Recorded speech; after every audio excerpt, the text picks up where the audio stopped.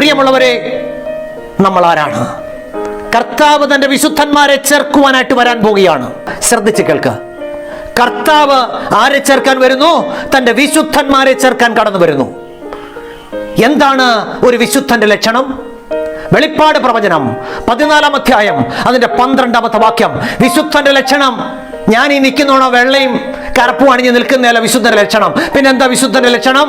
വെളിപ്പാട് 14:12 ഇങ്ങനെ പറയുന്നു: ദൈവകൽപ്പനയും യേശുവെങ്കിലുള്ള വിശ്വാസവും കാത്തുകൊള്ളുന്ന വിശുദ്ധന്മാർ. ഒരു വിശുദ്ധൻ ആരാണ്?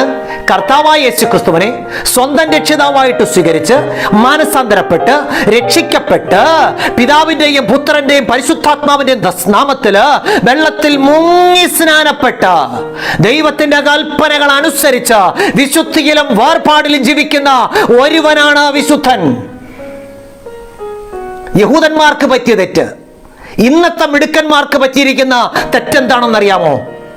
യഹൂദന്മാർ രക്ഷിതാവാകുന്ന യേശു ക്രിസ്തുവിനെ തള്ളിക്കളഞ്ഞു. അവർ പ്രമാണത്തെ മുറുകെ പിടിച്ചു. ഇന്നത്തെ മിടുക്കന്മാരോ, പ്രമാണം ഞങ്ങൾക്ക് വേണ്ട, ഞങ്ങൾക്ക് യേശുവിനെ വേണം. ഈ രണ്ട് കൂട്ടരെയും ചേർക്കുവാനല്ല കർത്താവ് വരുന്നത്, വിശുദ്ധന്മാരെ ചേർക്കാനാണ്. എന്താണ് വിശുദ്ധന്റെ ലക്ഷണം? ദൈവകൽപ്പനയും യേശുവെങ്കിലുള്ള വിശ്വാസവും കാത്തുകൊള്ളുന്ന വിശുദ്ധന്മാരെ ചേർക്കാനാണ് വരുന്നത്.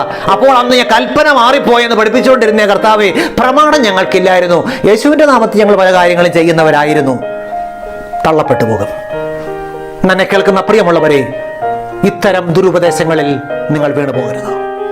ഇത്തരം ദുരുപദേശങ്ങളിൽ വീണു പോകരുത്.